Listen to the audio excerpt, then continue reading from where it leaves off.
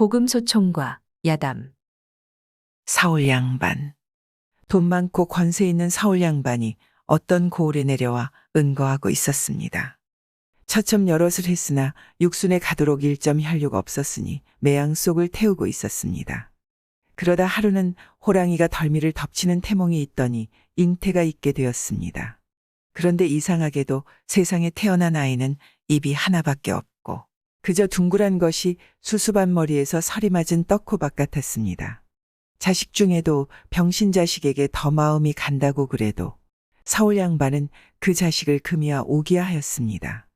명성이 자자한 양반 집에서 환갑년의 아들을 보게 되었으니 작은 방에서는 물론이거니와 서울 사람들까지 인사하러 왔습니다.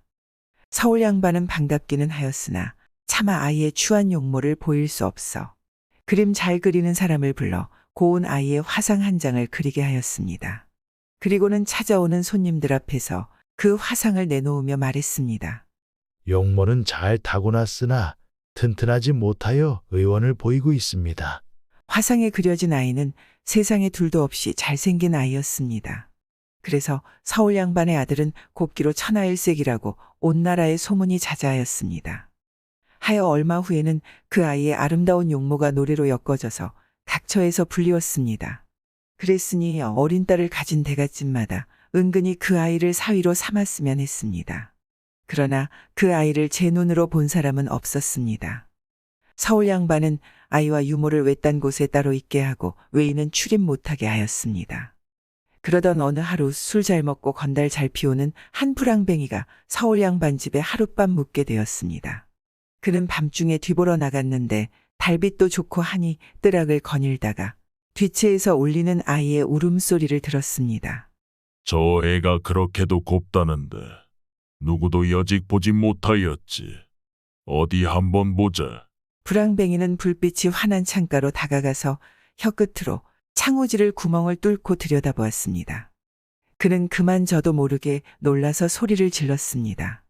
서울 양반이 안고 있는 아이의 몰골에 놀랐던 것입니다. 불황뱅이가 몸을 돌려 자리를 뜨려는데 서울 양반이 나왔습니다. 너 웬일이냐? 대개 아드님을 보고 놀라서 그만.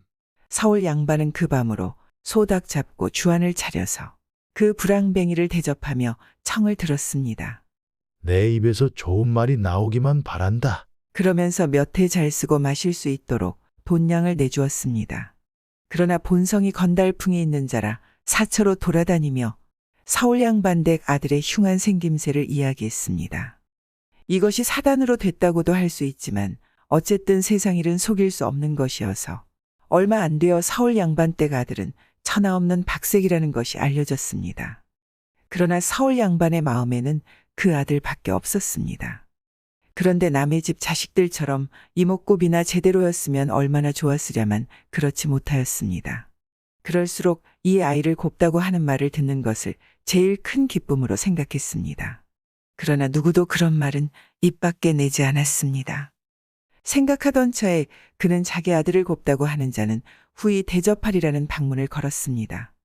그래도 작은 방에서는 그 아이를 보기만 하면 기혼할 지경이었으니 누구나 찾아오는 사람이 없었습니다. 그런데 하루는 서울로 과거보러 올라갔다가 낙방하고 돌아오던 한 마을에서 사는 새 선비가 이 고을을 지나가게 되었습니다. 방문을 먼저 읽어본 선비가 생각하였습니다. 필시 용모가 흉하겠지만 말 한마디에 천냥 싸다고 내 들어가 보고 노자나 얻어가지고 가자. 그래서 그 선비는 아이 보러 들어갔습니다. 아이 보러 처음으로 문전에 나타난 사람이라 서울 양반은 주안상을 잘 차려놓고 대접하였습니다. 술 몇 순배 돌고 주안상을 물리자 서울 양반은 아이를 안고 들어왔습니다. 선비는 그만 혼겁하여 뒤로 물러앉다가 벽에 뒷골을 받고 쓰러졌습니다. 노한 서울 양반은 선비를 묶어 뜰하게 거꾸로 매달아 놓았습니다. 두 번째 선비가 지나가다 방문을 보고 또 아이 보러 들어왔습니다. 그는 뜰하게 거꾸로 매달려 있는 자기 친구를 보고 눈이 휘둥그레서 물었습니다. 자넨 왜 이 모양인가? 자네도 들어가기만 하면 나 같은 신세를 면하지 못할 거야. 그는 자초지종을 이야기했습니다. 말을 들은 선비는 자넨 정말 얼빠진 녀석이네. 내 들어가 자네를 구할 테야. 라고 하며 주인 양반을 찾았습니다. 그도 술 몇 잔을 마신 다음 아이를 보게 되었습니다. 아무리 마음을 다 잡아먹었으나 너무도 놀라와 눈을 꾹 감고 말았습니다. 사울 양반은 물었습니다. 이 아이가 어떻소? 선비는 곱다는 말을 하고 싶었지만 턱이 덜덜 떨려 혀를 놀릴 수가 없었습니다. 그래서 그도 먼저 본 선비 곁에 거꾸로 달아매었습니다. 이번엔 세 번째 선비가 들어섰습니다. 그는 봉변당한 친구들한테서 사실의 전말을 듣고는 과연 못난 것들이다. 말 한마디가 뭐에 그리 힘들다더냐? 라고 하며 크게 웃더니 안으로 들어갔습니다. 노자가 다 떨어져 온 하루 굶어온 그였으나 여북하면 먼저 친구들이 그랬으랴 싶은 생각이 갑자기 들며 수절이 잘 놀려지지 않았습니다. 그러던 중 주한상을 물리고 사울 양반은 아이를 안고 들어왔습니다. 선비는 세상 처음 보는 흉한 몰골의 아이라 차마 입이 떨어지지 않았습니다. 보면 볼수록 흉해 보였고 겁이 났습니다. 그래서 선비는 와들와들 떨기 시작했습니다. 사울 양반은 이놈도 다라매라고 호령하였습니다. 그제야 정신을 차린 선비는 말하였습니다. 이 애를 곱다고 할 리는 없습니다. 그러나 크면 세상이를 통찰할 재상으로 될 겁니다. 그 말에 양반은 하인들을 물리치고 물었습니다. 금방 한 말씀은 무슨 뜻이요? 서생은 배운 것이 없지만 사람의 장래를 볼 줄 압니다. 지금 이 아이처럼 미운 사람은 세상에 없지요. 그것은 이 아이의 장래를 아는 자들이 해칠까봐 이런 추한 탈을 쓴 것이죠. 원컨대 저에게 얼마간 돈량을 맡기시면 부처님께 시주하여 그 나쁜 자들을 없애고 아이의 추한 탈을 벗겨주려 합니다. 사울 양반은 기쁘기가 한량 없었습니다. 그는 소를 잡고 큰 좌석을 베풀었습니다. 이때 선비가 말했습니다. 밖에 달아매운 두 선비는 나의 친구들이온데 우리 셋은 모두 선생 한 분을 모셨기에 모두 대개 아드님의 장래를 알고 있습니다. 그래서 그 선비들도 당신처럼 놀라 뒤골을 깨고 턱을 떨었겠구만. 사울 양반은 일꾼들을 시켜 그들을 풀어놓고 옷을 바꿔 입히고 의원도 불러 상한 데를 치료하게 했습니다. 세 선비는 진수성찬에 만포식하고 노자까지 얻었습니다. 그리고 부처님께 시주할 것으로 돈 1000냥을 가지고 길을 떠났습니다. 얼마 걷지 않아 고개 밑에 앉아 다리심을 하면서 셋은 이렇게 말하며 웃었습니다. 부처님의 밑구멍 터지면 지퍼레기가 나오는데 무슨 놈의 시주를 올린단 말이야. 우리 셋이서 이 돈으로 다음번 과거 보러 가는 노자로나 쓰세. 곽대감 인재를 구한 이야기. 그를 부모 덕에 사서오경을 다 배웠으나 집이 가난하여 살아갈 길이 없는 한 선비가 있었습니다. 그의 아내가 부잣집 행랑살이를 해서 밥술이나 얻어오면 먹고 얻어오지 않으면 굶으면서 살아가는 그 경상이야말로 그지없었습니다. 선비는 줄임배를 끌어안고 얼음장같이 차디찬 냉돌에 패댕이를 치고 앉아서 낮이나 밤이나 글을 읽는 것이 유일한 업이었습니다. 그의 아내는 남모르게 눈물도 많이 흘렸습니다. 때로는 너무도 악인하고 한스러워 남편을 원망하기도 했습니다. 참 답답하시오. 날마다 책만 들고 앉았으면 거기서 밥이 나오, 돈이 나오? 굼벵이도 우르는 재주가 있다는데 당신은 어째 아무 재주도 없단 말이오. 누가 답답한지 모르겠어. 농사를 짓자니 밭이 있어. 장사를 하자니 미천이 있어. 그래 무슨 노릇을 하란 말이여? 선비는 무등맹랑한 기색을 지어 보이며 아내의 말을 받습니다. 미천이 있으면 장사를 할 만하오? 하고 말고 그게사 못하겠어? 뜻밖에도 선선히 대답하는 남편을 바라보던 아내는 그 길로 자기가 일해주는 주인 집으로 가서 사정해 보았습니다. 저희 남편이 무슨 장사라도 좀 해보고 싶어 하나 미천이 없어 못하겠다니 돈이 되든 필육이 되든 장사 미천을 얼마간 대줄 수 없겠는지요. 사정을 듣고 난 주인은 뜻밖에도 쾌히 승낙하는 것이었습니다. 그만한 미천이야 대줄 수 있지.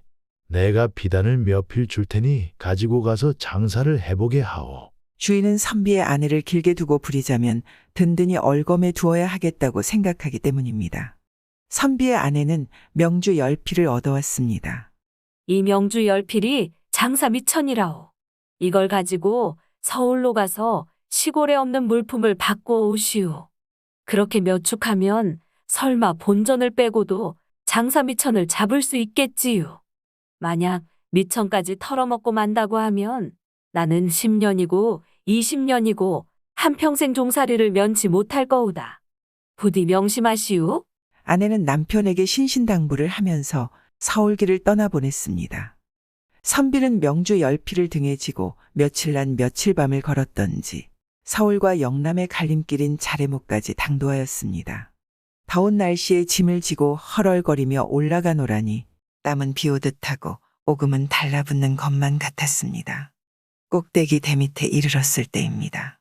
난데없이 도적놈이 칼을 뽑아들고 크게 호통을 치며 달려내려왔습니다. 내 이놈 거기 섰거라. 그 짐을 썩 내려놓지 않으면 칼에 피맛을 보이겠다. 선비는 넋을 잃고 벌벌 떨다가 간신히 떨리는 목소리로 애걸합니다. 이 짐은 저희 것이 아니올시다. 이것 빼앗기면 집안 식구들의 목숨을 빼앗기는 것과 같으니 제발 사정을 좀 보아주십시오. 그게 무엇이냐? 명주올시다. 저는 원래 책상물림으로 일을 온전히 배우지 못했지만 농사를 지을래야 밭이 없고 장사를 할래야 미천이 없어 아무 노릇도 못하고 살아갈 길이 없던 차에 저희 아내가 일해주는 주인 집에서 이 명주 열피를 꿔주면서 장사 미천을 잡으라고 하는 것입니다. 그러니 이것을 잃어버린다면 식구들의 밥통이 떨어지는 것은 고사하고 저희 아내는 한평생 종살이를 면치 못할 것이 아닙니까? 닥쳐라. 도적놈이 언제 남의 구구한 사정을 돌보아 줄 겨를이 있다더냐? 두 말 말고 어서 짐을 벗어놓아라. 선비는 하는 수 없이 짐을 벗어놓고 얼굴이 까맣게 질린 채 떨기만 하였습니다. 너의 말을 듣건대 경상이 가긍하다만 내가 오늘 꼭 써야 할 일이 있기에 이 명주를 가져가야겠다. 이후에 내가 찾고 싶은 생각이 있으면 나를 찾아오너라. 그때 가서 이 명주를 너에게 도로 돌려주마. 내가 사는 곳은 바람이는 동네요. 내 성은 초상난사을이요. 내 이름은 정월초하루이다. 말을 마친 도적은 비단짐을 가지고 가뭇없이 사라져버리는 것이었습니다. 선비는 도적이 찾아오라는 주소와 성명을 아무리 풀이하려고 애를 써보았으나 풀이해내는 재주가 없었습니다.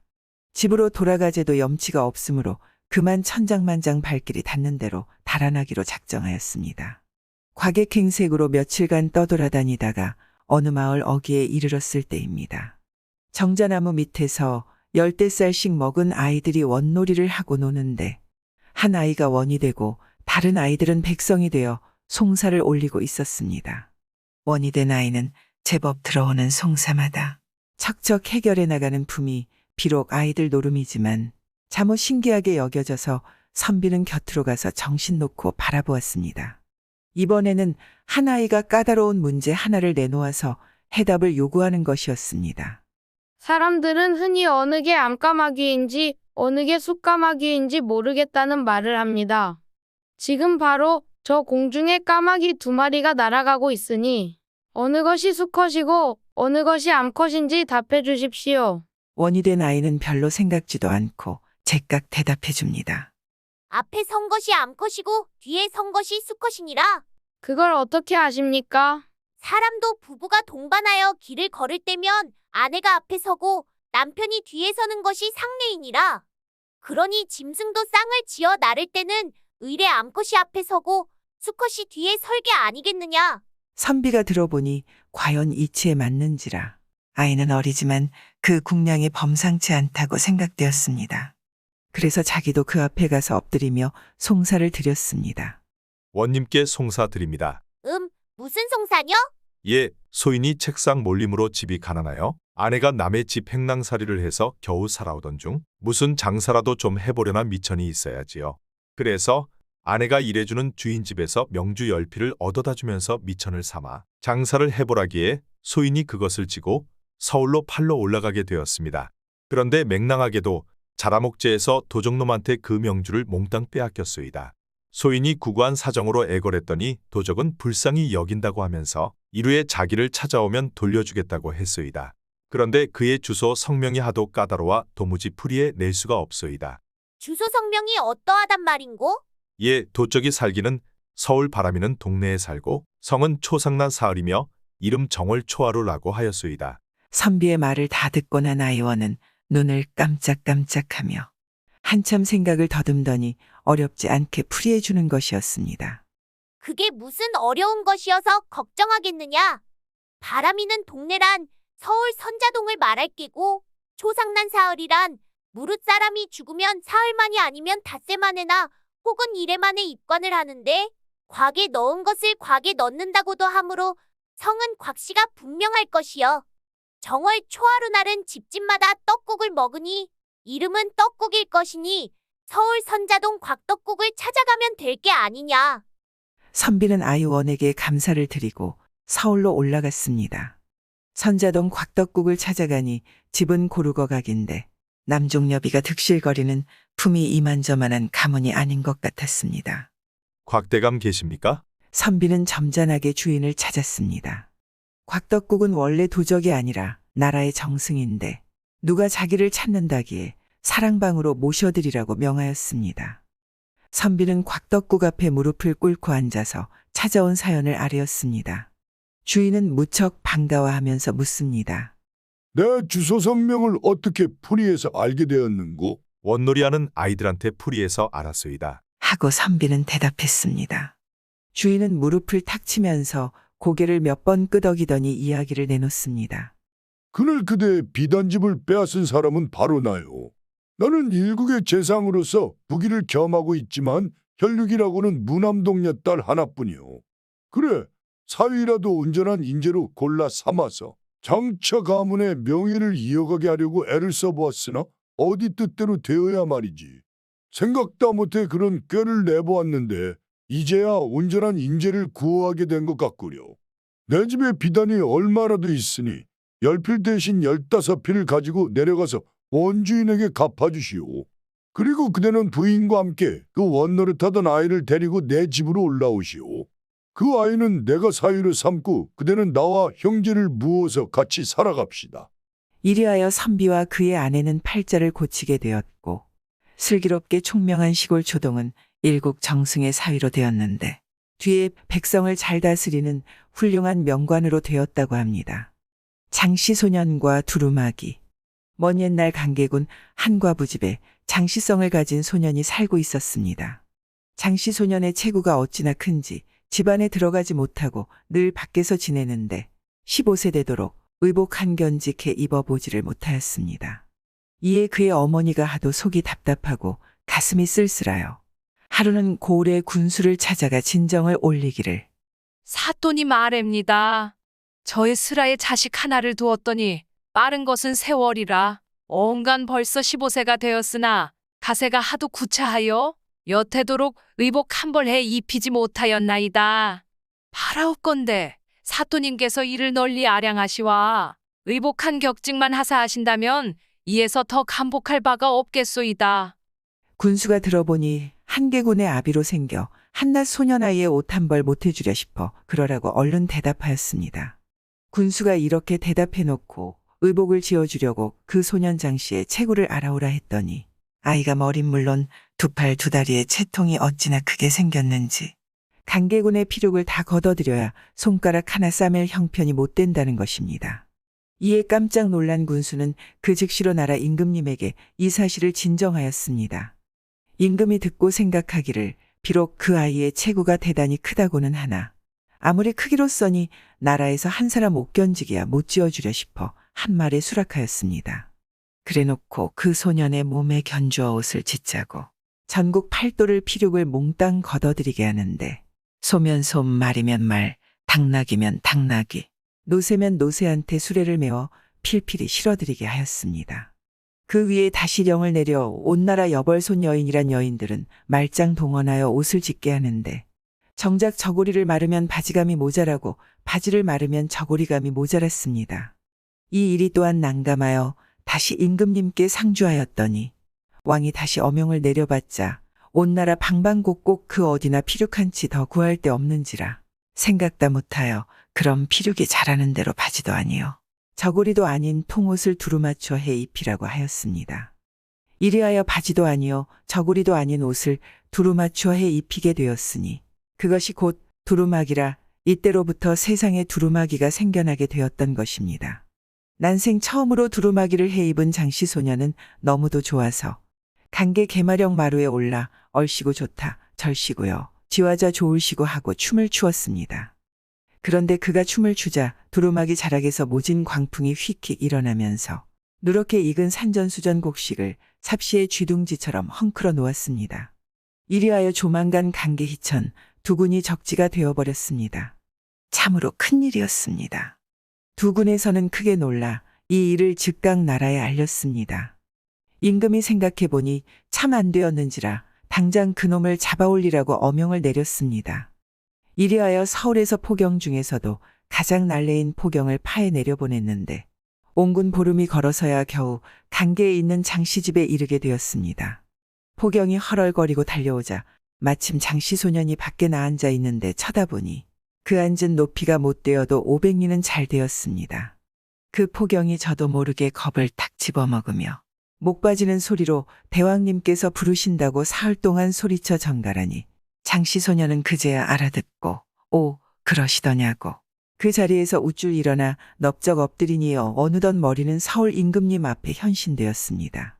금상님 처분만 바라고 왔나이다. 왕이 보고 이놈 내 스스로 내 죄를 알렸다. 하니까 장씨 소년이 예, 금상님께서 두루마기를 하사하시와 그것을 입고 너무 좋아 춤을 춘 것이 그리 된 줄 알았사오리까. 임금이 들어보니 고의로 한 짓이 아닌지라 엄벌은 가당치 아니하므로 여봐라. 이놈이 두군의 곡식을 적지로 만들었은 즉 볼기 몇 대를 쳐 물리치라. 하였습니다. 날랜 포경이 그 명을 받고 장씨 소년의 볼기짝을 찾아 그의 몸을 따라 내려가는데 며칠을 갔던지 끝내 찾지도 못한 채 도중에서 죽고 말았습니다. 그 다음에도 또 포경 며칠 뛰었더니 이번에는 내려가다가 볼기짝은 찾기도 전에 반반 굶어 죽었다고 합니다. 금을 탐내던 부자. 초막봉에 금 한 동이와 은 한 동이가 있다는 말을 들은 부자 이천서는 금동이와 은동이를 찾으려고 20여 년이나 애쓰다가 나이 60이 다 되고 머리에 서리발이 내리기 시작했습니다. 부자 이천선에게는 갖가지 금은보화가 있었지만 마음이 숫덩이 같고 욕심 사나운 그는 금동이와 은동이를 자기 손에 넣으려고 산신령에게 빌고 점쟁이를 찾아다니면서 점도 쳐보고 날마다 추막봉에 가서 사방을 파헤쳤지만 금동이와 은동이는 어디에 묻혔는지 알 길이 없었습니다. 오매불망 그 금동이와 은동이 때문에 신고를 했으나 날마다 소경이 헛막대질 할 뿐이었습니다. 그러던 어느 날 저녁이었습니다. 백발이 성성한 노인 한 분이 오동나무 지팡이를 짚고 그를 찾아왔습니다. 자네는 지금 가지고 있는 재산이면 살아갈 수 있으니 조막봉에 와서 금동이와 은동이를 찾지 말게. 이제 다시 조막봉을 파헤치면 좋은 일이 없을 거네. 그 두 동이의 금은은 자네 것이 아니네. 이천서는 백발노인 앞에 무릎을 꿇고 앉으며 물었습니다. 그럼 금동이와 은동이의 임자는 어느 곳에 있나이까? 그 임자는 아직 세상에 태어나지 않았는데 성은 허가요 이름은 듣기라고 하네. 그 아이가 자라나 9살이 되면 금동이와 은동이를 찾을 거네. 말을 마치자 백발노인은 연기처럼 사라졌습니다. 너무나 아쉬워 백발노인을 부르다 잠에서 깨고 보니 꿈이었습니다. 며칠 후였습니다. 이 부자네 집에 젊은 부부가 찾아와 동냥을 했습니다. 이천서는 꿈을 꾸던 생각이 나서 젊은 부부를 보고 물었습니다. 자네 성은 무엇인고? 소인의 성은 허시우시다. 이 부자가 다시 살펴보니 여인은 만삭입니다. 부자는 엉큼한 마음을 품고 웃으며 젊은 부부를 대하였습니다. 집 없는 밥동량을 다니는 자네들의 신세가 참 가긍하네. 젊은 부인이 만삭인데 다른 곳에 가지 말고 행랑채에 있게나. 너무도 뜻밖의 일이라 젊은 부부는 눈물이 그렁하여 이 부자 앞에 끌어 엎드려 절을 했습니다. 은혜 백골란망입니다. 골뱅이처럼 집을 등에 지고 다니는 사람이 어디에 있겠나? 자, 어서 들어가세. 이리하여 허신의 부부는 이천선 부자네 사랑채에 살게 되었습니다. 얼마 후 허씨의 아내가 해산하였는데 애의 이름 때문에 궁금한 부자는 마누라를 보내어 애의 이름을 알아오라 하였습니다. 한참 만에야 돌아온 마누라는 부자에게 애의 이름이 득기라고 알렸습니다. 그 말을 듣자 부자는 그럼 그렇겠지. 하며 무릎을 쳤습니다. 주야장천 흐르는 세월은 흘러올라서 득기가 세상에 태어난 지도 9년이 되었습니다. 허신의 부부는 외아들을 데리고 부자의 후한 보살핌으로 그럭저럭 끼니를 굶지 않고 살아갔습니다. 어느 하루 허씨는 부잣집 문 앞을 지나다가 우연히 안에서 들려오는 말소리에 걸음을 멈추고 귀를 기울였습니다. 여보 마누라, 올해는 저 행랑채에 있는 허간의 9년 빚을 몽땅 받아들이겠으니 마누라는 내 솜씨나 보구려. 아니 털면 먼지뿐인 그 녀석들이 어떻게 9년 동안이나 진 빚을 단번에 갚는단 말이에요. 하하하. 부자는 한바탕 너털웃음을 웃어대더니 꾸미야기를 하고는 마누라를 보고 이렇게 말하였습니다. 그렇게 되면 우리는 일시에 큰 부자가 되어 우리 양주는 금덩이를 베개로 삼고 잠을 잘 수 있단 말이요. 아유, 그럼 왜 진작 말하지 않고 남의 속만 태웠나뇨? 쉿, 낮게 말하오. 남말을 새가 듣고 반말을 쥐가 듣는다고 이제 다시는 이 말을 입 밖에 내지 말고 가만히 있다 내 솜씨나 보. 헤헤. 허허허. 여기까지 들은 허씨는 제깍 자리를 피하였습니다. 그제야 허씨는 부자가 9년이나 선덕을 베풀어준 고약한 심사를 알게 되었습니다. 9살 난 듣기는 매일 산에 가서 놀기를 특별히 즐겼습니다. 무엇이나 신기하게 생각하는 듣기는 사람들이 잘 다니지 않는 바위돌이 들쑥날쑥한 초막봉에가 놀기를 좋아하였습니다. 그러던 어느 날이었습니다. 듣기는 전날과 마찬가지로 초막봉에 올라서니 전에 보지도 못하던 아름다운 새 한 마리가 멀지 않은 곳에서 깃을 쓰다듬기도 하고 진주옥반에 굴리는 듯한 목청으로 우짖기도 하였습니다. 듣기는 새를 잡으려고 돌을 주워들고 한 걸음 한 걸음씩 새를 쫓아갔습니다. 새는 마치 자기의 위험한 처지를 알기라도 한 듯이 풍풍 뛰어갔습니다. 듣기는 힘든 줄도 모르고 새를 쫓아갔습니다. 새는 한참 가다가 높은 나무 위에 앉아 듣기를 보고 우짖으며 날개를 퍼덕이었습니다. 듣기가 새를 잡으려고 나무 가까이에 다가서자 새는 그만 자취를 감추고 말았습니다.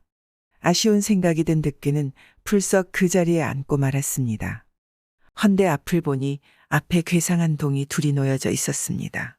듣기는 이상한 생각이 들어 자리를 차고 일어나 첫 동이의 뚜껑을 열어보았습니다. 첫 동이에는 흰뱀들이 꽉 차 있었습니다. 깜짝 놀란 듣기는 제깍 뚜껑을 닫고 두 번째 동이의 뚜껑을 열어보았습니다. 두 번째 동이에는 신누런 구렁이들이 꿈틀거리고 있었습니다. 듣기는 겁이 덜컥 나서 뚜껑을 닫아놓고 도망쳤습니다. 한참 정신없이 뛰던 듣기는 뱀이 쫓아오는 것만 같아서 뒤를 돌아보았습니다. 그런데 이상하게도 금방까지 있던 동이는 간 곳 없고 그 자리에 큼직한 돌 2개가 놓여 있었습니다.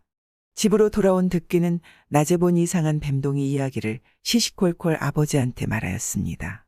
그날 밤이었습니다. 백발이 성성한 노인이 오동나무 지팡이를 짚고 와서 허씨를 보고 말하였습니다. 오늘 자네 아들이 본 두둥이의 뱀은 금과 은일세. 내일 애에게 금과 은을 가져가되 욕심을 너무 쓰지 말게. 허씨 대답하고 잠에서 깨어보니 꿈이었습니다. 이튿날 허씨는 아들에게 산에 가서 어제 본 두둥이에서 각각 돌덩이 하나씩 가져오라고 부탁하였습니다. 듣기는 전날과 마찬가지로 아침 일찍 초막봉에 올라가 놀다가 괴상한 동이를 찾아갔습니다.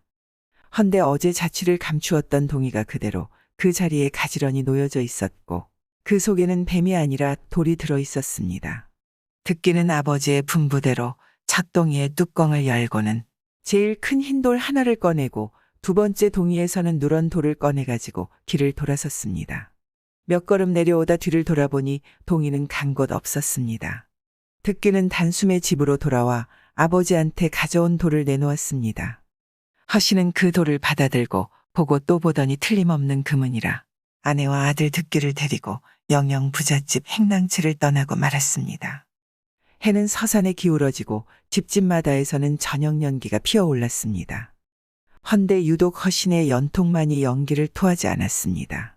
부자는 이상한 생각이 들어 행랑채 문을 열어 제꼈습니다. 집안에는 사람 그림자도 찾아볼 수 없는데 바람에 가마 뚜껑 위에 흰 종이가 펄럭펄럭하였습니다. 이 부자가 종이를 들고 보니 흰 종이에는 이런 글이 적혀 있었습니다. 주인의 후한 보살핌에 소인은 금과 은을 가지고 갑니다. 그 문을 탐내어 허신의 부부를 맞아들인 부자는 닥쳤던 게 담벽 쳐다보듯이 입을 해벌리고 말았습니다. 그 일로 하여 오라병이 터진 부자는 오래 살지 못하고 저승으로 가고 말았습니다. 우둔둥이와 영민둥이. 옛날 옛적에 살림이 극비나요. 심산 속에서 귀밀농사나 하여 살아가는 늙은 부부가 있었는데 그들은 슬하에 아들 형제를 데리고 살았습니다. 큰 아들은 좀 둔하다 하여 우둔둥이라 부르고 작은 아들은 영민하다 하여 영민둥이라 불렀습니다. 하루는 우둔둥이와 영민둥이가 사냥을 나갔다가 목침만한 금덩이를 얻어왔습니다. 발 없는 말이 하루에도 천리를 간다고. 이 소식은 작은 방에 이름 있는 도적 딱장군 귀에까지 들어갔습니다. 어느 날 두 형제가 없는 틈에 딱장군의 졸개들이 달려들어 영감 노친을 죽이고 금덩이를 뺏어갔습니다. 하늘도 눈물 흘리고 땅도 통곡하는 소리에 형제가 집에 달려와 보니 놈들은 오간데 없고 피투성이 된 채 눈도 감지 못하고 세상 뜬 부모들의 시체밖에 없었습니다. 형이 도끼를 들고 원수를 갚겠다고 무작정 나서는 것을 영민둥이가 겨우 말렸습니다. 부모들의 장례를 지낸 후 두 형제는 원수를 찾아 정처 없는 길을 떠났습니다. 가다 돈도 떨어지고 식량도 다 떨어졌습니다.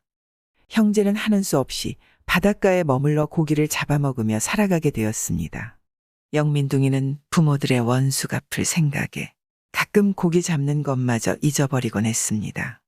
어느 하루 우둔둥이가 펄펄 뛰는 큰 잉어 한 마리를 잡아다가 영민둥이에게 주면서 예, 영민둥이야. 너는 고기는 잡지 않고 매일 놀기만 하면 어쩌겠니? 어서 이놈이나 잡아서 가마에 끓여라. 하고는 나무하러 갔습니다. 잉어는 각별히 크고 고운 데다가 어찌된 일인지 눈물까지 흘렸습니다. 영민둥이는 불쌍한 생각이 들어 잉어를 바닷물에 놓아주었습니다. 그러자 잉어는 꼬리를 치며 곤두박질을 하더니 금부채를 토하고는 물속 깊이 사라지는 것이었습니다. 나무를 해가지고 돌아오던 우둔둥이는 동생을 보자 고기를 끓였니? 하고 물었습니다. 그러자 동생은 자초지종 다 말했습니다. 동생한테서 자초지종 사연을 듣고 난 우둔둥이는 고기를 놓아주고 부채를 삶아 먹겠니? 하며 금부채를 빼앗아 바닷물에 획 던지고는 횡하니 가버렸습니다. 헌데 이상하게도 금부채가 가라앉은 곳에서 바닷물이 쭉 갈라지며 큰 길이 생겼습니다. 영민둥이가 하도 신기하여 길을 따라 가보니 궁궐이 나타났습니다. 금부채를 집어 팔소매에 넣고 이름 모를 꽃과 이름 모를 새들을 보며 건너라니 꽃밭에 논일던 미인들이 절을 하고는 에워싸고 용궁으로 인도했습니다. 인간에서 오신 귀한 손님을 이리로 모셔라. 하는 소리에 영민둥이가 바라보니 용상 위에 용왕이 앉아 있었습니다. 수일 전에 막내딸이 물에 나가 놀다가 어부에게 잡혔는데 마침 자네가 살려주었으니 말이지. 그렇지 않았다면 잘못되었을 거네. 오늘 자네가 왔은즉 맘껏 마시고 구경하며 놀다가 요구대로 힘껏 가져가게나. 하며 창고지기를 시켜 구경시키게 하였습니다. 영민둥이는 모든 것이 신기하고 놀라워서 무엇을 요구하고 가져갔으면 좋을지 생각나지 않았습니다. 그런데 이때 강아지가 연한 주둥이로 영민둥이의 바지가랭이를 물어 당기었습니다. 영민둥이가 강아지를 귀엽다고 손으로 쓰다듬어 주니 반짝이는 눈에 눈물이 가랑가랑 맺히는데 어디서 보았던지 눈에 익은 눈과 눈물이었습니다. 영민둥이는 강아지가 귀엽고 불쌍하여 강아지나 가지고 가겠노라고 청하였습니다. 그러자 용왕은 다른 것은 다 줄 수 있으나 강아지만은 줄 수 없네. 라고 했습니다. 이때 아들이 나서며 용왕마마 장부 이런 중천금이라는데 하물며 용왕께서 어찌하여 일구이연하시나이까 하고 아뢰자 용왕은 하는 수 없이 강아지를 가져가라고 하였습니다. 영민둥이가 강아지를 안고 집에 오니 노발대발하던 형은 입이 한방만해지더니 빨리 잡아먹자고 하였습니다. 그러자 영민둥이는 가슴에 끌어안고 키워서 집을 지키게 하면 얼마나 좋은가고 하며 애걸복걸하였습니다. 그 바람에 형은 벨이 탈려 또 다시 고기 잡으러 나갔습니다. 영민둥이가 단벌옷을 벗어 감싸주고 자기가 먹을 어죽을 갖다 주었습니다. 그러니 강아지는 살래살래 고를 저으며 부엌으로 내려가 3번이나 곤두박질하더니 껍질을 벗고 아리따운 처녀로 변하였습니다. 도련님, 용서하세요. 저는 용왕의 막내딸이온데 전번에 부모의 허락 없이 바다 옆에 나와 놀다가 붙잡힌 후 도련님이 살려주신 은혜를 갚노라 금부채를 던졌는데 저의 부친께서는 놓아요. 저를 강아지로 변하게 하고 오도가도 못하게 하셨사와요. 그런데 도련님께서 오시어 불쌍한 저를 이처럼 구해주시니 도련님을 받들어 모시겠나이다. 하며 절을 하였습니다. 우둔둥이가 돌아와 보니 난데없이 아리따운 부인이 백옥 같은 이 밥에 진수성찬을 갖춰놓고 자기를 기다리는 중이라 눈이 보름달같이 커져 동생을 보았습니다. 형님, 이제야 오십니까? 여보 인사드리오. 나의 형님이요. 그 소리에 부인이 절을 하는지라 절을 받고 보니 기쁘기는 한량없으나 도무지 어찌된 일인지 알 길이 없었습니다. 동생한테서 이야기를 듣고서도 의심이 풀리지 않았는데 재수가 금부채를 들고 밖에 나가더니 뭐라고 중얼거리며 부채질을 하자 난데없는 궁궐 같은 기와집이 솟아났습니다. 이 소문은 또 도적놈의 귀에 들어갔습니다. 딱장군이란 놈이 영민둥이 아내가 욕심도 나거니와 그의 재질을 시탐하기 위해 졸개 한 놈을 시켰습니다. 졸개가 괴초리 2마리를 가지고 영민둥이네 집을 찾아가서 껍질을 벗기지 말고 구워달라고 하니 부인이 그 속을 송금 보듯 한 후 용왕에게서 배운 솜씨를 보이는데 부엌에다 놓으시오. 하고는 부채질을 몇 번 하니 얼음판이 되었건만 눈 깜짝할 사이에 몽땅 타버렸습니다. 딱장군의 졸개가 깜짝 놀라 외마디 소리를 지르며 나 넘어졌습니다. 정신 차리고 일어나서는 돌아가 매맞을 일을 생각하고 부들부들 떨며 아이들처럼 엉엉 울음보를 터뜨렸습니다. 그러자 부인은 털 몇 대를 놓고 다시 금부채를 붙이니 살이 포동포동한 꾀초리가 발가우리하게 익어 고소한 냄새를 풍기었습니다. 졸개놈이 백배치하하고 돌아가 딱장군께 낱낱이 아뢰니 이놈, 내가 감히 나를 속이려 드느니. 하고 울렁매었습니다. 아니올시다. 영민둥이 아내로 말할 것 같으면 저는 신주하여 용왕이 돕고 우주가 도우니. 정말 그렇다면 영민둥이에게 알려라. 내일 정오에 백모래장에 나와 싸우되 그 녀석이 지면 여편네를 나에게 바칠 것이며 오지 않는다면 10만군을 보내어 뼈다귀도 남기지 않겠다고. 졸개의 말을 들은 영민둥이는 수심에 잠겨 한숨을 쉬는데 우둔둥이가 도끼를 집어들고 이제야 원수를 갚을 때가 왔다. 고 외치며 나갔습니다. 이때 재수가 그를 붙잡아 앉힌 후에 아주버님, 딱장군을 그렇게 허수히 볼 수 없사와요. 저에게 한 가지 묘책이 있사오니 들어주십시오. 내일 도적놈들이 올 때 아주버님은 남산에 올라가 동생이 나가 싸울 때 힘껏 북을 쳐주십시오. 그리고 난군께서는 근심 마시고 심부름 같지만 시각을 다투니 즉시로 장인한테 갔다 오셔야 하겠습니다. 하면서 장인한테 가서 말을 그도 여인말 한 필과 후원 별당에 들려 자기가 가지고 놀던 꽃이 새 다래끼를 가지고 오라고 하였습니다. 부디 잊지 마시고 여윈말을 가져오십시오. 살찐말은 백리마요. 여윈말은 천리마예요. 그래서 영민둥이가 그 길로 바닷가에 나가 금부채를 들고 길을 내라. 하니 바다가 갈라지며 풍악소리 울리더니 산호로 만든 수레가 기다렸습니다. 산호 수레를 타고 용궁에 이르니 문무백관이 절을 하는데 사위 웬일인고? 하며 장인이 반갑게 맞아주었습니다. 불현간 일이 있어서 말 한 피를 빌리러 왔습니다. 거야 어려울 게 있냐? 제일 살찐 놈을 가져가라. 장인님의 신세만 지는 터에 어찌 살찐 놈을 가져가겠습니까? 제가 여인 것을 빌려줌이 소원입니다. 그래서 여인말의 꽃씨를 가지고 돌아오니 부인이 나와서 맞으며 난구님 갔다 오시기에 고생하셨습니다. 하고 반겨주었습니다. 부인이 시키고서는 고생이라니 될 말이요. 하였습니다. 부인은 살짝 웃으며 꽃씨를 받아들고는 오실 때 천동이 없으셨습니까? 하고 물었습니다. 오면서 들으려니 절컥절컥 총칼이 부닥치는 소리가 나는지 어찌나 무거운지 어깨죽지가 뻐근하였소. 그랬을 거예요. 실은 이 꽃씨 하나가 병사 한 명씩이랍니다. 그러니 내일 싸움터에 나가 싸울 때 불리하게 되면 작은 다래끼부터 내들고 싸우라고 하세요. 한 다래끼에 10만씩이에요. 싸움이 끝나면 들어가라고 하세요.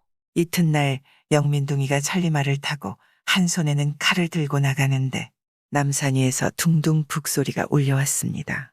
쳐다보니 형님이라 영민둥이가 기운을 얻어 달려나갔습니다. 적진에서는 딱장군이 수십만의 병력을 인솔하고 백마 위에 올라앉아 괴상한 소리를 지르는데 우레 울고 벼락치듯 하여 초목들이 비명을 질렀습니다. 영민둥이야, 빨리 자른 목을 내려 칼을 받던지 아니면 계집을 바쳐라. 그 소리가 끝나기 전에 영민둥이가 철천지 원수놈아 내 칼을 받아라. 하고 외치며 달려나갔습니다. 이때 부인이 금부채를 슬슬 붙이니 갑자기 일진광풍이 일며 백모래를 휘몰아 뿌려치는 바람에 도적놈들은 눈을 뜰 수 없어 돌아서서 쩔쩔매었습니다. 영민둥이의 칼이 동해 번쩍 서해 번쩍일 때마다 적들의 모가지가 추풍낙엽이었습니다. 그런데 딱장군이 입을 벌리자 30여만의 병사들이 새노랗게 뒤덮이며 겹겹으로 영민둥이를 둘러싸고 조여들었습니다. 이때 우둔둥이가 어찌나 북을 힘껏 쳤던지 북편이 째지어 더는 칠 수 없게 되었습니다. 영민둥이는 다래끼를 내놓고 나가 싸우라! 꽃씨를 보고 명하였습니다. 나가지 못해 다래끼 안에서 치닥거리던 새파란 병사 10만이 달려나가며 우선 딱장군의 목을 떼고 이리저리 닥치는 대로 도적대들을 쓸어눕히니 백모장엔 시체가 쌓였습니다. 싸움이 끝나자 들어가라! 하니 눈 깜짝할 사이에 다래끼에 꽃씨가 가득 차는데 전보다 한숨가량 적어 보였습니다. 부인이 부채질을 몇 번 하니 갑자기 파도가 치고 소나기가 억수로 쏟아지면서 시체와 피를 말끔히 씻어갔습니다. 그러자 날이 활짝 개었습니다. 영민둥이가 개성가 속에 회군하는데 아내가 달려왔습니다. 장군님께서는 오늘 대수고를 하셨사와요. 당신 덕에 나도 오늘에야 부모들의 원수를 갚았으니 응당 내 절을 받으소. 하고 영민둥이 절하려는데 아내가 두 손 맞잡아 일으킨 후 예로부터 부부일신이라 하였거늘 어찌 낭군님의 원수와 소첩의 원수가 따로 있겠나이까. 이제부터 소첩도 낭군님과 아주버님을 맘 놓고 모시게 되었으니 기쁘기 한량 없습니다. 고하였습니다. 이때부터 우둔둥이와 영민둥이 형제는 태평세월을 보냈다 합니다. 아버지의 병을 고친 아들.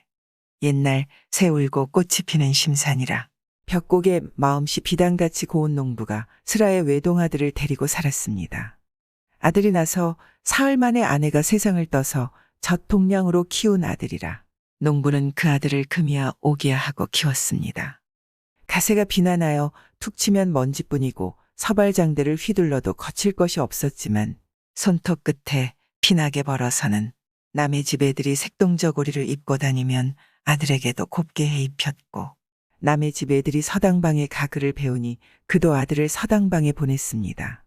그 아들을 위해서 이른 새벽엔 별을 치고 일하러 나갔고 달 뜨는 저녁엔 달을 이고 집에 들어오면서 10손가락이 북두 갈고리가 되도록 일했습니다. 그래도 언제 낯 한 번 찡그리지 않고 늘 얼굴에 웃음을 담고 다니며 천신만고도 웃음으로 받아당했습니다. 애미 없이 키운 자식에게 일천정을 다 부으니 고생도 낙이었습니다. 나서 사흘 만에 따뜻한 어머니 품 잃고 아버지의 품에서 자란 아들은 모두들 어머니 품이 제일이라 했지만 그 많은 세상의 아버지 품처럼 깊고 따뜻한 품이 없는 줄 알고 살았습니다. 어서 눈을 뜨자 두 눈으로 아버지 고생하시는 걸 본 아들은 서당방에 가자 밤에 낮을 이어가며 흐르는 물처럼 부지런히 글을 배웠습니다. 일촌광음을 일촌금처럼 귀히 여기며 글 공부에만 명심하니 물리가 터서 글을 지으면 구절마다 명문이요 세상사를 모르면 박학다문하고 사통오달하여 막히는 것이 없었습니다. 서당방에서 글 공부하는 아들은 과거 볼 날을 손꼽아 기다렸고 농부도 일일여 삼추로 그날을 기다렸습니다. 그런데 아들이 서울에 가 과거 볼 날이 눈앞에 다가오는데 농부가 그만 풍병에 걸려 아예 자리에서 일어나지 못하게 되었습니다. 의원을 모셔다 배우니 저마다 무방도라 머리만 젖고 백약을 쓰니 백약이 무효였습니다. 하늘이 무너져도 솟아날 구멍이 있다지만 세상에 나서 오직 그 아버지만을 믿고 살던 아들은 그 아버지만 세상을 뜨면 살아 살 길이 없을 것만 같았습니다. 아들은 밤이면 밤마다 아버지 곁에 아버지의 병시중을 들어주고 낮이면 낮마다 발바닥에 불이 일 지경으로 의원 데리러 다닌다. 약지어다 약을 다린다 하며 한 번 자리에 편히 앉아 쉬지도 못했고 시름 놓고 밥 한술 떠보지 못했습니다. 정성이 지극하면 돌 위에 꽃이 핀다고 했지만 아들이 이렇게 100가지 1000가지 방도를 찾아대도 농부의 병은 날이 갈수록 더해가기만 했습니다. 아들은 아버지 병을 떼지 못하여 눈물이었고 아버지는 그놈의 몹쓸 병 때문에 아들이 서울 과거보러도 못 가게 되었으니 죽지 못해 눈물이었습니다. 그러던 어느 날이었습니다. 시골에서 99고개를 넘어가면 명의가 있다는 소리를 듣고 아들은 아버지를 업고 명의를 찾아 떠났습니다. 가다가는 동리가 보이면 아버지를 숨겨두고 동리에 밥동량을 해서는 끼니를 애우고 끼니를 애우고서는 걸었습니다. 이렇게 낮반달 반반달 주야로 걸어가니 정말 소문과 같이 명의가 있었습니다. 머리빨이 팥뿌리처럼 허연 명의는 반나절이나 농부의 병을 보더니 땅이 꺼지게 후 한숨을 쉬며 머리를 젓더니 아들을 불렀습니다. 젊은이 돌아가서 아버지가 자시고 싶다는 음식을 성의껏 해서 대접하게. 이게 명의가 내는 약처방이옵니까? 하도 방도가 없어서 내는 방도네. 아들은 눈물을 비오듯 흘리고서도 아버지한테 와서는 웃는 낯으로 말했습니다. 아버지, 집에 돌아갑시다. 그래, 무슨 방도가 있다느냐? 어휴, 이 늙은 것이 죽지 않고 그저 너만 고생시키는구나. 아버지, 근심 마시고 돌아갑시다. 아들은 아버지를 업고 되돌아섰습니다. 불원천리하고 명의까지 찾아왔다가 받은 처방이 아버지를 잘 대접하라는 것이니 아들은 걸음이 되지 않았습니다. 그래도 아들은 아버지에게 추호의 내색이라도 드러날까 소리 없이 속으로 피눈물 떨구며 총총걸음을 옮겨 놓았습니다. 산은 높고 물은 깊어서 갈 길이 막막한데 시름 없이 구만이 장천에 떠가는 해는 서산에 비뚤어지기 시작해서 아들은 아버지를 생각하여 그 욕도 달게 먹으며 밥을 빌어다 아버지를 대접하였습니다. 이를 악물고 주야불문하고 아버지를 업고 걷고 나니 또 반달이라는 시일이 가까워 와서 마지막 고개에 올라섰습니다. 험한 연기를 오르다 보니 목에서는 겹벌레가 확확 풍기고 온몸이 땀투성이가 되어 더 걷기 어려웠습니다. 아들은 영에 오르자 아버지를 내려놓고 쉬었습니다. 종이장 한 장 들 기운도 없어 아들은 자리에 앉아 나무에 기대어 한잠 자려는데 아버지가 그를 불렀습니다. 얘야, 목이 가래서 집에 가지도 못하고 죽을 것 같구나. 어디 가서 물이나 좀 떠다 주려무나. 죽더라도 물이나 마시고 죽었으면 좋겠다. 아들은 아버지가 물을 찾는 바람에 정신을 차렸습니다. 아버지 기다리세요. 제가 물을 떠다 드리지요. 아들은 대답하고 제깍 일어났습니다. 어디서 어떻게 생긴 힘인지 알 수 없었습니다. 하지만 산꼭대기에는 물이 있을 수 없었습니다. 골짜기나 산 아래로 내려가야 물을 찾겠는데 산고개가 얼마나 높은지 골짜기가 눈뿔이 아득하게 깊었습니다. 산 아래에서 물을 찾았다면 몰라도 산꼭대기에 올라서 물을 찾으니 아들은 또 후두루들 떨리는 다리를 옮겨 놓으며 산 아래로 내려가야 했습니다. 하지만 아들은 조금도 낯을 찡그리지 않고 웃는 낯으로 물을 찾아다녔습니다. 물을 찾아서 나무숲을 헤치며 다니다 보니 옷은 째기고 살도 긁혀 피가 났지만 아들은 제 몸에 피가 흐르는 것보다 물을 찾지 못하는 것이 더 안타까웠습니다. 반나절 산중에서 헤매다 한 곳에 이르니 바가지 같은데 물이 갇혀 있었습니다. 산정에서 목이 갈아여 물을 기다리고 있는 아버지를 생각하고 그 물을 보니 7년 대한 가문날에 비본 듯이 반갑고 생이별했던 부모 형제를 다시 본 듯 반가운지라 자세히 살펴보지도 않고 그 물을 정이 받들어 들고 산정에 올라와서 아버지에게 대접하였습니다. 아버지는 물을 보자 반가워서 예, 너 이 산중에 무슨 인가가 있어 바가지에 물을 담아 들고 왔느냐? 아버지는 아들의 대답을 기다릴 새도 없이 꿀꺽꿀꺽 그 물을 다 마시더니 소르르 잠이 들었습니다. 아들은 아버지가 주무시는 걸 보자 너무도 기뻐서 아버지가 잠에서 깰 때까지 옴짝 않고 아버지를 지켜보았습니다. 농부는 한잠 잘 자고 기지개를 켜며 잠을 깨웠습니다. 아버지 편히 주무셨습니까? 아들은 아버지에게 절을 하며 물었습니다. 헌데 농부는 그 말에 대답하는 대신 아들을 보고 배가 고프니 뭘 좀 달라고 했습니다. 인가가 어느 골짜기 옆에 붙었는지 알 수도 없는 산정에 올라서 먹을 것을 찾으니 구할 길이 막연하나 아들은 아버지가 시장에 하시는 것을 보자 두말 없이 일어섰습니다. 꼬불꼬불한 길을 따라 오금에 불을 일구며 반나절이나 걸었는데 인가가 없었습니다. 생각해보니 이렇게 인가만 찾아다니다가는 아버지가 굶어서 세상을 뜰 것만 같았습니다. 그는 더는 인가를 찾지 않고 산속에서 헤맸습니다. 혹여 산짐승이라도 만나면 잡아서 아버지한테 대접하리라 생각했습니다.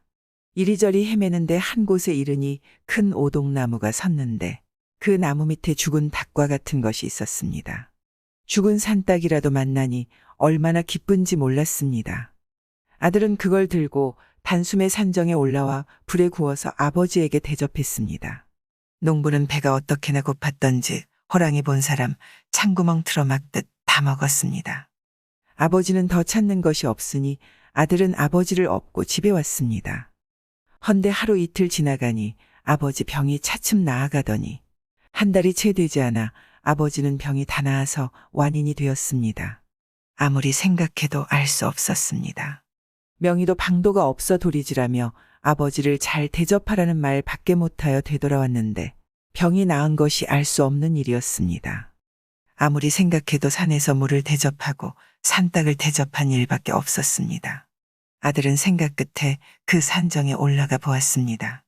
산정에 올라가 보니 바가지라던 것은 바가지가 아니고 천년이나 묵은 두골이었고 두골에는 용 2마리가 놀던 흔적이 있었습니다.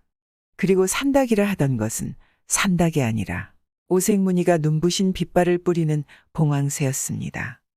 쓰고 단 것은 맛을 봐야 한다. 옛말이라고는 하지만 그리 먼 옛날의 이야기는 아닙니다. 어떤 마을에 오장육부에 욕심주머니가 더 있는 부자가 살고 있었는데 작은 방의 농토는 모두 그가 차지하고 있었습니다. 하지만 땅 없는 농부들에게 소작을 주는 것으로만 성차지 않은 부자는 묘한 꾀를 내어 최간의 일가를 몽땅 머슴으로 삼으려고 생각하였습니다. 며칠 동안 고를 썩이면서 궁리하던 부자는 무릎을 탁 치며 한바탕 웃어대다가 최 씨를 불렀습니다. 그는 최 씨를 보고 수수께끼를 낼 터이니 알아맞히면 소작 짓는 땅을 가질 수 있고 그렇지 못할 때엔 머슴으로 살아야 한다고 하였습니다. 최 씨는 동의하지 않았으나 다육한 부자는 성화가 대단하였습니다. 최 씨는 막무가내로 응하지 않으면 안 되었습니다. 부자는 수수께끼를 내놓았습니다. 자네 나한테로 올 때 막 3개를 보았는고? 길가에는 막이란 원두막 하나밖엔 없었으니 최 씨는 막 3개를 보았다는 대답을 하지 못하였습니다. 득이양양에 난 부자는 또 하나 더 내놓았습니다. 자네 나한테로 올 때 소 4마리를 보았는고? 최 씨가 오던 길 옆은 모두 곡식 밭이어서 최 씨는 소 1마리도 보지 못하였습니다. 최 씨는 부자의 엉터리 수작에 하도 어이가 없어 한마디 하였습니다. 풀숲도 아니고 또 후치질할 때도 아닌데 어찌 소가 곡식밭에 들어선단 말이요? 그러게 수수께끼라 하지 않는가? 부자는 입을 벌쭉거리며 말했습니다. 그리고는 또 하나 더 내어놓았습니다. 이 뒷산에 나무가 몇 대 서 있겠는고? 울룰창창한 나무숲에 대체 나무가 몇 그루 서 있는지 세어도 보지 않고 대답할 수 없었습니다. 하여 최 씨는 당장에 부자의 머슴으로 되고 말았습니다. 생각대로 일이 성취되니 부자의 웃음 주머니는 흔들거렸고 욕심 주머니는 입을 벌렸습니다. 그래서 이번엔 최 씨의 마누라를 불러놓고 또 아까와 똑같은 수수께끼를 내고 그를 머슴으로 삼았습니다. 이렇게 되자 부자는 입맛도 나고 기운도 더 나서 온 세상을 독차지할 것 같은 생각이 부쩍 났습니다. 그는 최 씨의 맏아들을 불러서 으름장을 놓으며 수수께끼를 내놓고는 그를 또 머슴으로 삼았습니다. 부자는 그더러 동생을 데려오라고 하였습니다. 하지만 마지는 말을 듣지 않았습니다. 그러니 부자는 선심을 쓰듯이 말했습니다. 혹시 그 애가 알아맞히면 농토도 얻을 수 있고 너희들 모두가 머슴을 면하게 될 터이니 이런 노다지가 어디 있느냐? 마지는 하는 수 없이 동생을 데리러 갔습니다. 이때 부자의 노파가 영감의 다리를 쳐주면서 걱정하였습니다. 그 녀석은 꽤 약삭 빠르던데 영감이 실수볼까 근심이요? 원 방정 맞는 소리요. 내 조상 덕에 이런 상팔자를 타고 났는데 실수란 당치도 않소. 부자는 커다란 입이 귀밑까지 돌아가게 웃으며 배포유한 소리를 했습니다. 최 씨의 맏아들은 동생을 찾아 깊고 깊은 산골로 걷고 걸어 들어갔습니다. 동생은 부자의 밭을 소작 짓지 않으려고 인적 없는 산골에 들어가서 화전을 일구고 감자와 보리를 심었는데 농사가 만작이었습니다. 해질녘에 동생의 오두막에 이른 맞이는 동생을 보고 말하였습니다. 얘야, 그 부자가 수수께끼 맞추러 오라는데 어쩌겠니? 형에게서 자초지종 말을 들은 동생은 주먹으로 구들판을 콱 내리치며 말했습니다. 왜 그자가 하자는 대로 했소? 그렇게 하지 않으면 무슨 수가 있니? 동생은 한동안 생각하더니 말했습니다. 형님은 먼저 가시오. 내 곧 따라가리다. 우리 집 식솔은 모두 그놈의 머슴이 되었구나. 맞이는 한숨 지으며 떠나갔습니다. 동생은 처마 밑을 떠들고 연못가지를 쑥 뽑았습니다. 그리고는 손에 잘 맞게 다듬어서는 배주위를 찢어 돌돌 감싸가지고 오두막을 나섰습니다. 남학신을 신고 뜰락에서 뚜벅거리던 부자는 최 씨의 둘째를 보자 어음하고 건가래를 떼었습니다. 너 이리로 오는 길에서 막 셋을 보았느냐? 예, 오르막을 오르고 내리막을 내려오다가 더운 때라 원두막에 들려 다리심을 했소. 둘째의 말에 부자의 두 눈알은 된똥 누는 암코양이의 눈알처럼 올롱해졌습니다. 올리막이니 막이 하나요. 내리막이니 또 막 하나요. 원두막이니 또 막이 하나여서 모두 막이 셋이었습니다. 부자는 마음을 다 잡아먹고 또 수수께끼를 내었습니다. 소 네 마리는 보았느냐? 예, 보고 말고요. 비가 오지 않아 며칠 가물더니 길옆 밭곡식들이 말라서 소들소들합대다. 부자의 눈알은 흰자위밖엔 보이지 않았습니다. 소들에 또 소들이면 틀림없이 소 4마리가 되었습니다. 부자는 선맥이 풀렸습니다. 하지만 조상 덕에 입은 상팔자가 아무려면 일조의 물거품으로 되려 싶어 용기를 내었습니다. 이 뒷산에 나무가 몇 대 섰느냐? 이건 산신님도 모르는 일이야. 거 옳은 말이요. 그럼 모르겠단 말이지. 점심밥을 든든히 먹고 저 덕대밭 기음 매러 가거라. 너는 이제부터 우리 집 머슴이다. 그 말에 둘째는 너털웃음을 웃었습니다. 산신님이라는 게 있지도 않은데 어찌 알고 모르고가 있어? 그러니 산 사람인 나는 알만하다는 게요. 둘째는 손을 이마 위에 얹고는 두 눈을 찌푸리고 뒷산을 바라보더니 격동된 목소리로 말했습니다. 옛사람이 이르기를 청산은 여전히 푸르다 했는데 실로 옳구나.